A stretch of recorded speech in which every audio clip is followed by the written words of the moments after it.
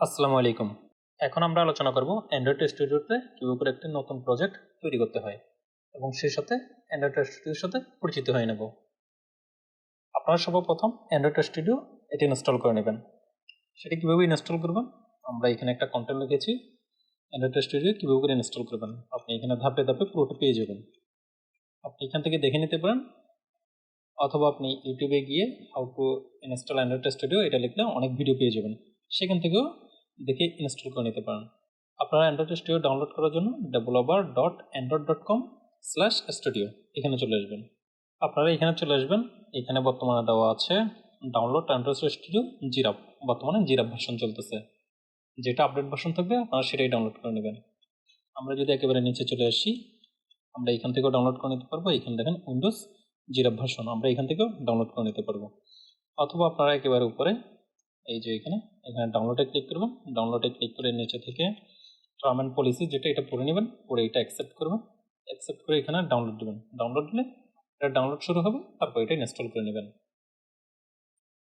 চলুন আমরা এখন অ্যান্ড্রয়েড স্টুডিওটা ওপেন করি। আমরা প্রথমে স্টার্টে চলে আসবো, স্টার্ট থেকে অ্যান্ড্রয়েড স্টুডিও। আমাদের বর্তমান হচ্ছে জিরাফ ভার্সন, এটা জিরাফ ভার্সন ওপেন হচ্ছে। আপনি যখন অ্যান্ড্রয়েড স্টুডিও ওপেন করবেন তখন আপনার পিসিতে ইন্টারনেট কানেকশন নিয়ে নেবেন। ইন্টারনেট কানেকশন থাকলে প্রজেক্টটা সঠিকভাবে তৈরি হবে, না হলে ইন্টারনেট কানেকশন না থাকলে প্রজেক্ট অনেক সময় প্রপারলি তৈরি হয় না। প্রথম দেওয়া আছে নিউ প্রজেক্ট ওপেন, তারপর হচ্ছে গেট ফ্রম ভিসিএস, নিচে দেওয়া থাকবে রিসেন্ট প্রজেক্টগুলো যেগুলোতে আপনি কাজ করেছিলেন। আর যদি আপনি যদি অ্যান্ড্রয়েড স্টুডিও পুরোপুরি নতুন হয় তাহলে এখানে রিসেন্ট প্রজেক্টগুলো থাকবে না। আমরা নিউ প্রজেক্টে আসবো। নিউ প্রজেক্ট আসার পর এখানে ফোন অ্যান্ড ট্যাব থেকে প্রথমে আমরা সিলেক্ট করব এমটি ভিউজ অ্যাক্টিভিটি। আমরা নতুন একটা প্রজেক্ট তৈরি করতেছি, তার জন্য আমরা এখানে এমটি প্রজেক্ট নেব। আপনি যদি এখান থেকে আরো অনেকগুলো প্রজেক্ট আছে, এখান থেকে যে কোনো একটা যদি সিলেক্ট করেন তাহলে আপনার এখানে অনেকগুলো কোড চলে আসবে যেগুলো আপনি বুঝতে পারবেন না, আপনার কাছে প্রথমে হিজিবিজি লাগবে। সেই জন্য আমরা এখান থেকে এমটি ভিউজ অ্যাক্টিভিটি নেব। এরপর নেক্সট আসার পর এই ফর্মটা পূরণ করতে হবে। এটা একটু ইম্পর্টেন্ট একটা ফর্ম। প্রথম হচ্ছে আপনার অ্যাপসের নাম। অ্যাপসের নাম আপনি বড় হাতের ছোট হাতের দুই হাতে দিতে পারবেন। আপনার প্রথম অক্ষর দিবেন বড় হাতের, তারপর ওগুলো ছোট হাতের দিবেন। এরপর হচ্ছে প্যাকেজ নেম। প্যাকেজ নেমটা খুবই গুরুত্বপূর্ণ। গুগল রিকমেন্ড করে প্রথম হচ্ছে কম, এরপর হচ্ছে কোম্পানি নেম, এরপর হচ্ছে আপনার অ্যাপস নেম। কোম্পানি নেম যে কোনো কিছু হতে পারে, আপনার কোম্পানির নামটাই হবে। আর যদি আপনার কোনো কোম্পানি না থাকে তাহলে আপনার যখন প্লে স্টোরে একটা অ্যাকাউন্ট খুলবেন আপনার ডেভেলপার নাম থাকবে, সেখানে আপনার ডেভেলপার নামটা দিয়ে দিবেন। আপনি যদি পার্সোনালি খুলেন তবে সেক্ষেত্রে আপনার ডেভেলপার নাম থাকবে। আপনি যদি কোনো কোম্পানির আন্ডারে যদি প্লে স্টোরে থাকেন তবে সেক্ষেত্রে কোম্পানির নামটা এখানে দেবেন। এরপর হচ্ছে আপনার অ্যাপসের নেম। এখানে দেখেন মাই অ্যাপ্লিকেশন, এটা হচ্ছে মাই অ্যাপ্লিকেশন এখানে আসছে। আর এটা হচ্ছে আমার ডেভেলপার নেম। এরপর হচ্ছে লোকেশন, আমাদের অ্যাপসটা আমরা কোথায় সেভ করব সেটা হচ্ছে এখান থেকে লোকেশন দিয়ে দেবো।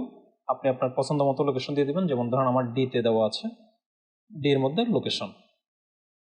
এরপর হচ্ছে ল্যাঙ্গুয়েজ এখানে দুটো থাকবে, জাভা কোটলেন। আমরা এখানে দেখবো জাভা দিয়ে, সেজন্য আমরা এখানে জাভাটা সিলেক্ট করব। এরপর হচ্ছে মিনিমাম এসডিকে আপনি এখানে আপনার অ্যাপসটা কোন ভার্সন থেকে তারা ইউজ করতে পারবে। যেমন দেখেন এখানে সর্বনিম্ন ভার্সন হচ্ছে জেলেবিন। আমাদের দেশে এখনো জেলেবিন মোবাইলগুলো পাওয়া যায়। আপনি এখানে এপিআই যদি 16 সিলেক্ট করেন তবে এখানে দেখেন your app will run approximately 100% device, মানে হচ্ছে সবগুলো ডিভাইসে এই অ্যাপসটা রান করতে পারবেন। তবে আপনি যদি জেলেবিন 4.1টা সিলেক্ট করেন তবে অনেক কোড আছে যেগুলো সাপোর্ট করবে না সেখানে, সেজন্য আমরা এপিআই সর্বনিম্ন 21 সিলেক্ট করবো। ললিপপ যদি নেন এখানে দেখেন 99% 5, মানে ধরতে গেলে প্রায় 100% মোবাইলে এটা চলবে। এরপর আমরা এখান থেকে দেখেন কটলিন ডিএসএল রেকমেন্ড করতেছে। আমরা এখানে নিয়েছি জাভা, আমরা এখানে কটলিন সিলেক্ট করব না, আমরা এখানে সিলেক্ট করব গ্রুবি ডিএসএল। আপনি যখন জাভা দিয়ে কাজ করবেন সেক্ষেত্রে আপনি গ্রুবি ডিএসএল নেবেন। আর যদি আপনি এখানে ল্যাঙ্গুয়েজটা কটলিন নেন তবে সেক্ষেত্রে এখানে কটলিন ডিএসএলটা সিলেক্ট করবেন। আমরা এখানে জাভা দিয়ে শিখবো, সেজন্য জাভা, সেজন্য আমরা এখানে নেব গ্রুবি ডিএসএল। এরপর হচ্ছে ফিনিশড। আপনি যখন প্রথম প্রজেক্টে বিল্ড করবেন এখানে কিছুক্ষণ সময় নিতে পারে। এখানে দেখেন আমাদের প্রজেক্টটি বিল্ড হচ্ছে। আপনি যদি এখানে নিচে লক্ষ্য করেন স্ক্যানিং ফাইল টু ইন্ডেক্স, এখানে আমাদের ফাইলটা বিল্ড হচ্ছে। আর আমাদের ফাইলটা যখন বিল্ড হবে তখন অবশ্যই আপনার পিসিতে ইন্টারনেট কানেকশন দিয়ে থাকতে হবে। ইন্টারনেট কানেকশন যদি না থাকে তাহলে প্রপার আপনার প্রজেক্টটি বিল্ড হবে না। প্রজেক্ট প্রপারলি বিল্ড হওয়ার জন্য অবশ্যই ইন্টারনেট কানেকশন থাকতে হবে। আপনি যদি এখানে নিচে লক্ষ্য করেন এখানে দেখেন সবগুলো উঠতেছে, মানে আপনার কোনটা কোনটা কাজ হচ্ছে। এখন আপডেটিং ইন্ডেক্স আপনি এখানে নিচে লক্ষ্য রাখলে দেখবেন এটা যখন পুরোপুরি সবগুলো শেষ হয়ে যাবে তখনই আমাদের প্রজেক্টটা ওপেন হয়ে যাবে। আপনি যদি এখানে লক্ষ্য করেন এখানে দেখেন আমাদের প্রজেক্টটি কিছুটা ওপেন হচ্ছে, মানে বিল্ড হচ্ছে। এখানে দেখেন গ্রেডেল বিল্ড, এই বিল্ডটা পুরোপুরি শেষ হয়ে গেলে আমাদের প্রজেক্টটা ওপেন হবে, তখন আমরা প্রজেক্টে কাজ করতে পারবো। প্রজেক্টটা বিল্ড হতে কিছুক্ষণ সময় লাগবে, কিছুক্ষণ অপেক্ষা করেন। আপনার এই ইন্টারনেটের গতি যত বেশি হবে তত তাড়াতাড়ি আপনার প্রজেক্ট ইনস্টল হবে। আমার ইন্টারনেটটা আজকে একটু স্লো করতেছে যার কারণে এটা একটু বিল্ড হতে সময় লাগতেছে।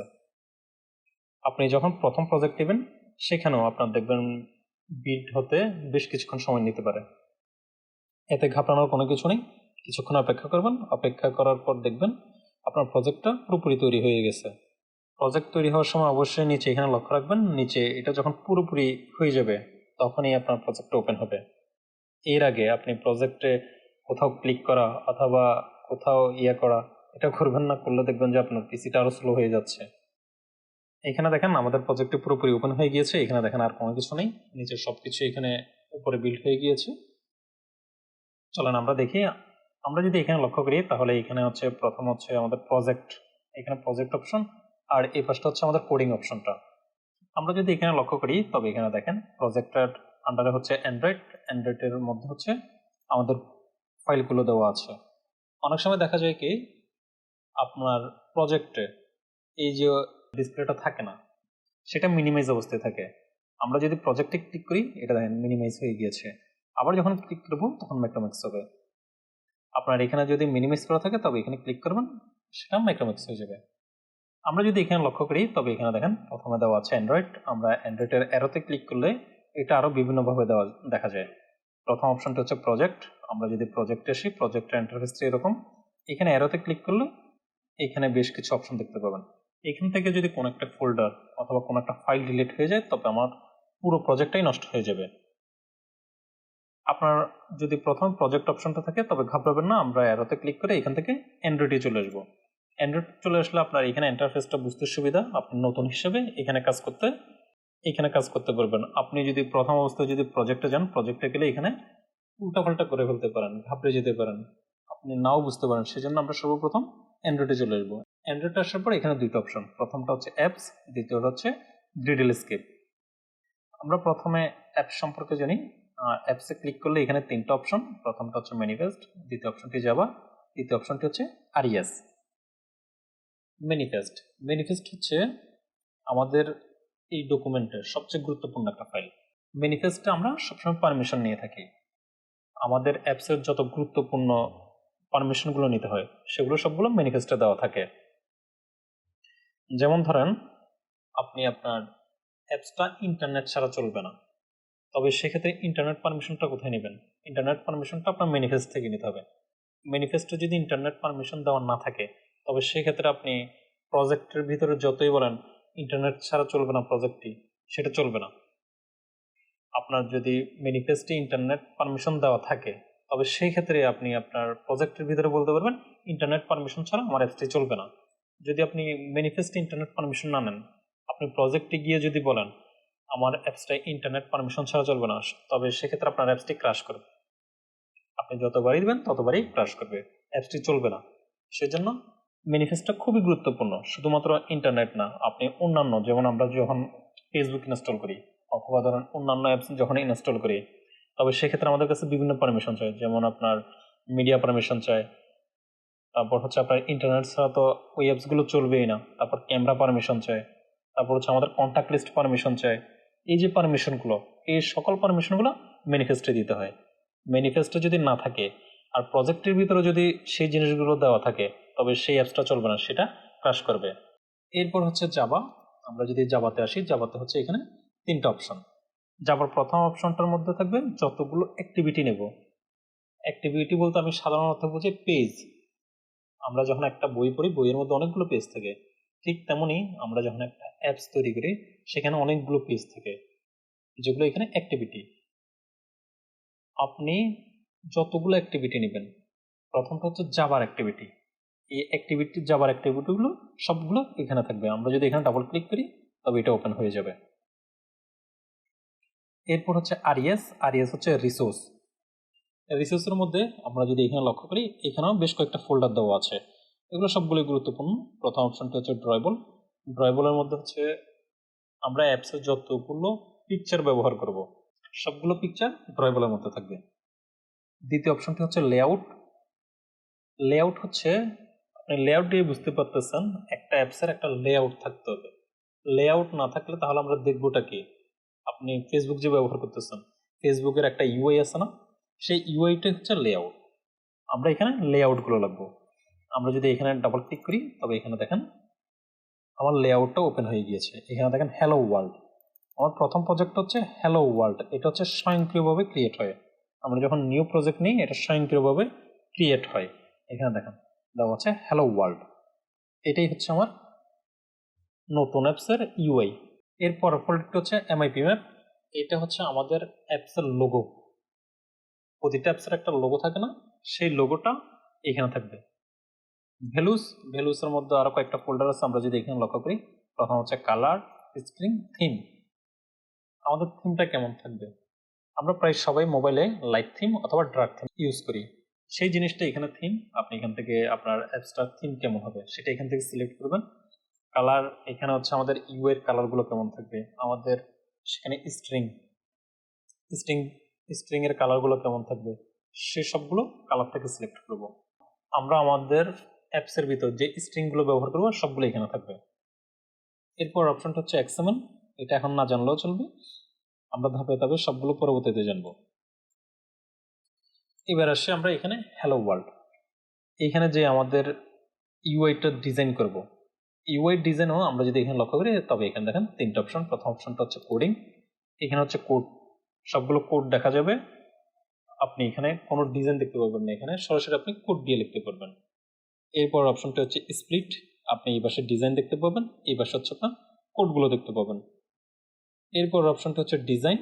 ডিজাইনের আপনি এখান থেকে যে ডিজাইনগুলো নেবেন সেই ডিজাইনগুলো এখানে ড্রপ ডাউন করবেন, আমাদের এখানে চলে আসবে, আমরা এখান থেকে দেখতে পাবো। আর এখানে যেটা ড্রপ ডাউন করবো সেটা এডিট করার জন্য আমরা এই পাশ থেকে সেগুলো লিখতে পাবো। যেমন ধরেন হ্যালো ওয়ার্ল্ড, আমরা চাই একটু জুম করি, আমরা যাচ্ছি এখানে আমাদের নাম অথবা অন্য কিছু লিখতে, তবে আমরা এখানে হ্যালো ওয়ার্ল্ডে ক্লিক করব, নিচে চলে আসবো।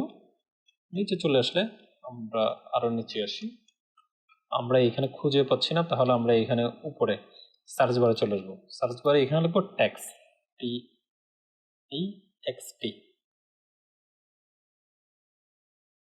এখানে দেখেন text hello world.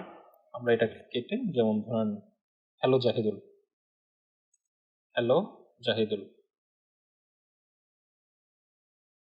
Hello Zahidul, enter click করি। এখানে দেখেন হ্যালো জাহিদুল চলে আসছে। এভাবে করে আপনি এখান থেকেও এডিট করে নিতে পারবেন, অথবা আমরা সরাসরি স্প্লিট অথবা কোডিং যেটাই করি। আমরা যখন স্প্লিটে আসলাম এখানে দেখেন টেক্সট, এখানে হ্যালো জাহিদুল চলে আসে। আমরা যদি এটাকেও কেটে দিই, যেমন ধরুন আমরা এখন দিলাম হ্যালো লার্ন এলি, হ্যালো লার্ন এলি। এখানে দেখেন আমাদের প্রিভিউতে হ্যালো লার্ন এলি চলে আসছে।